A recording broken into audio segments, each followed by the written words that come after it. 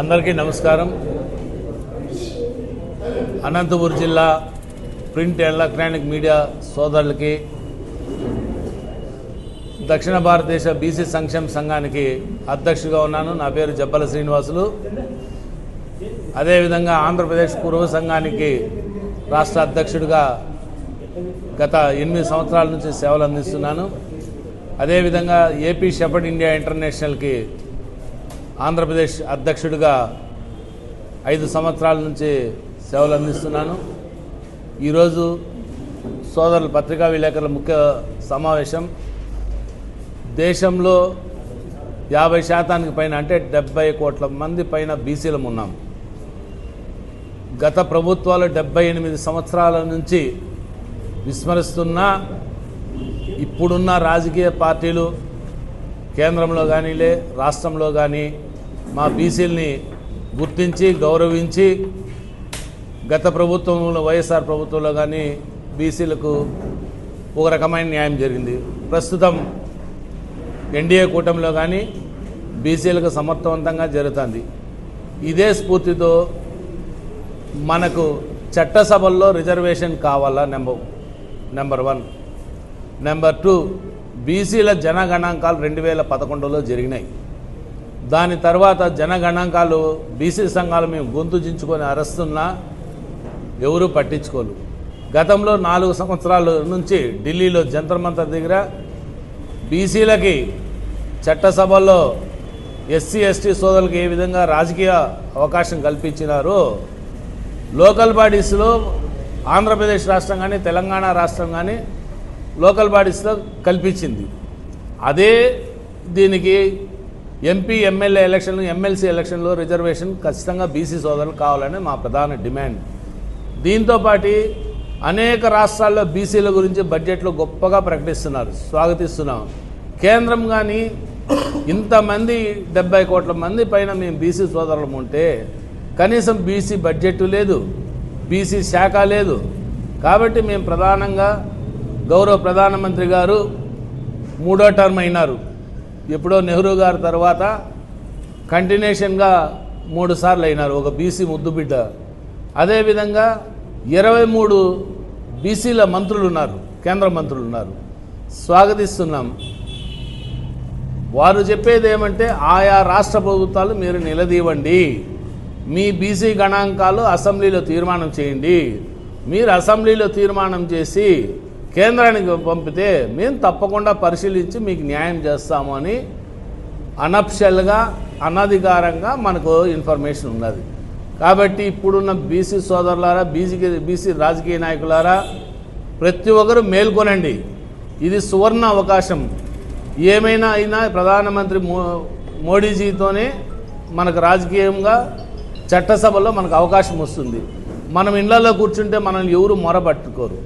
కాబట్టి ప్రతి ఒక్కరు దీన్ని చైతన్యమై ఈ నెల 12, 13వ తారీఖున ఏపీ భవనం న్యూఢిల్లీ అంబేద్కర్ ఆడిటోరియంలో మహామేధావుల సదస్సు ఏర్పాటు చేసినాం. దక్షిణ భారతదేశం నుంచి అన్ని రాజకీయ పార్టీ నాయకుల్ని, అన్ని రాజకీయ పార్టీ ఎంపీలని ఆహ్వానించినాం. ప్రతి ఒక్కరు వారికి తెలిసిన పరిజ్ఞానం, బీసీలకు మనం ఇంకా ఏమేమి చేయాలా, మన హక్కులు ఏమేమి ఉన్నాయి. ఈరోజు మహిళా కోటా బిల్లు పెట్టినారు, చాలా సంతోషిస్తున్నాం.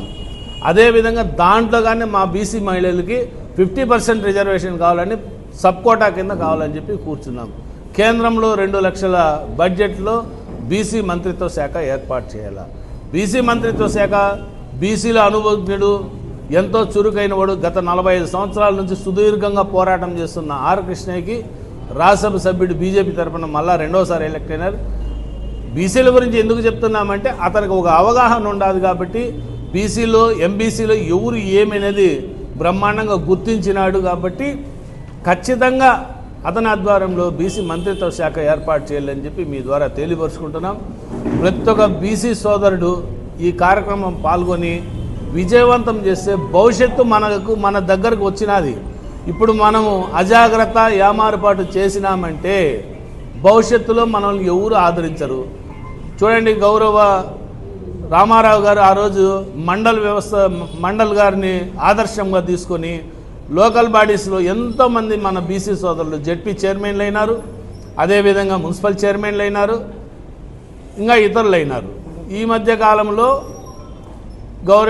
వైఎస్ రాజశేఖర రెడ్డి గారు మైనార్టీ సోదరులు కానీ బీసీలో కలిపినారు. ఒరిజినల్గా ఉండే బీసీ సోదరులకే లెక్క తెలియకుండా ఉన్నది, వాళ్ళని మళ్ళీ కలిపినారు. సంతోషమే, మేము ఎక్కడ కానీ వాళ్ళని ఇది చేసేది లేదు. మా రిజర్వేషన్ వాళ్ళు 10% మాలో యాడ్ అయినప్పుడు మాకు 10% రిజర్వేషన్ పెరగాల. దీని మీద సుప్రీంకోర్టుకు కానీ పోయినాం. కాబట్టి ప్రతి ఒక్క ఎంతోమంది మీడియా సోదరులు కానీ బీసీ సోదరులు ఉన్నారు.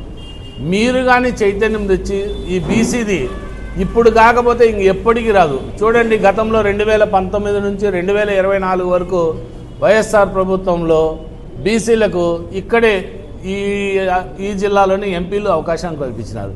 ప్రజెంట్ గుర్తించి చంద్రబాబు నాయుడు గారు తన ఎన్డీఏ కూటమిలో హిందూపూర్ పార్లమెంట్ సభ్యుడు కానీ, అనంతపూర్ పార్లమెంట్ సభ్యుడు కానీ, అదేవిధంగా కర్నూలు పార్లమెంట్ సభ్యుడు కానీ ముగ్గురికి బీసీలకు అవకాశం ఇచ్చినారు. ముగ్గురు బంపర్ మెజార్టీతో గెలిచినారు. అంటే యూనిటీ అనేది వస్తాండదు బీసీ సోదరులు కానీ మీడియా వాళ్ళు కానీ ఇంకోరు కానీ దీన్ని మరింత చైతన్యం పరిచి ముందుకు తీసుకొని పోతే చాలా చాలా చాలా బాగుంటుందని.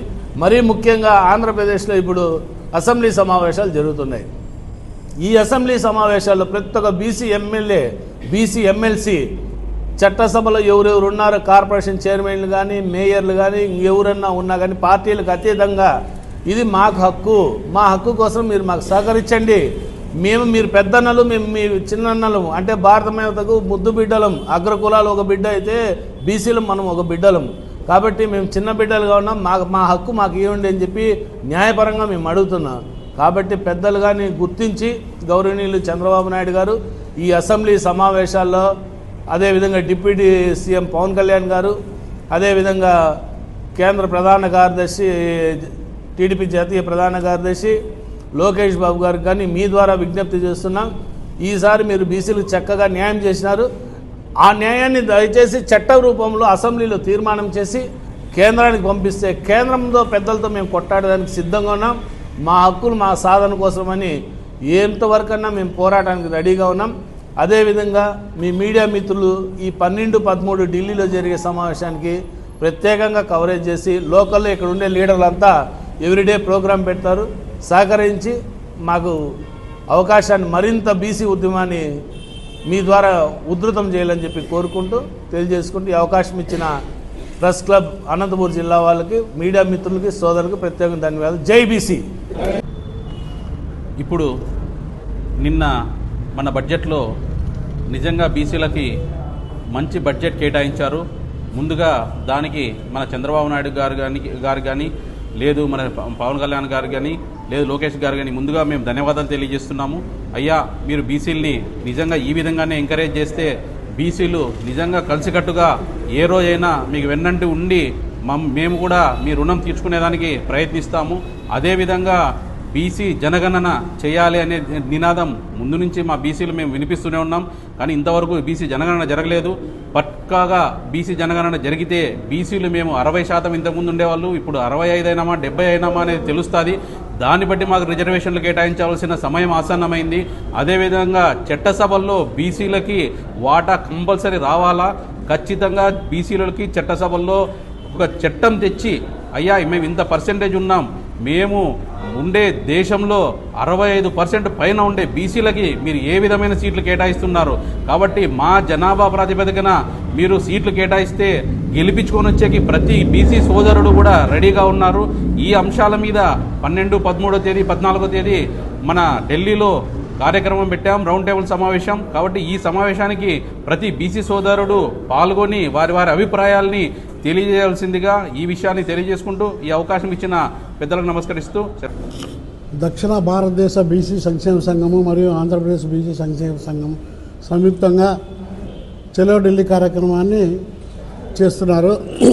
అందులో బీసీలకు రావాల్సిన రిజర్వేషన్లు కానీ ఇంకా ఇతర హక్కులు కానీ వాటన్నిటి సాధించడానికి ఐకమత్యంతో అందరూ ఢిల్లీకి వచ్చి ఆ మేధావుల సదస్సులో అందరి అభిప్రాయాలు చెప్పి గవర్నమెంట్కి ఒప్పించే బాధ్యత తీసుకోవాల్సిందిగా అందరిని కోరుకుంటూ ఈ అవకాశం ఇచ్చిన మేమందరికీ నమస్కారం.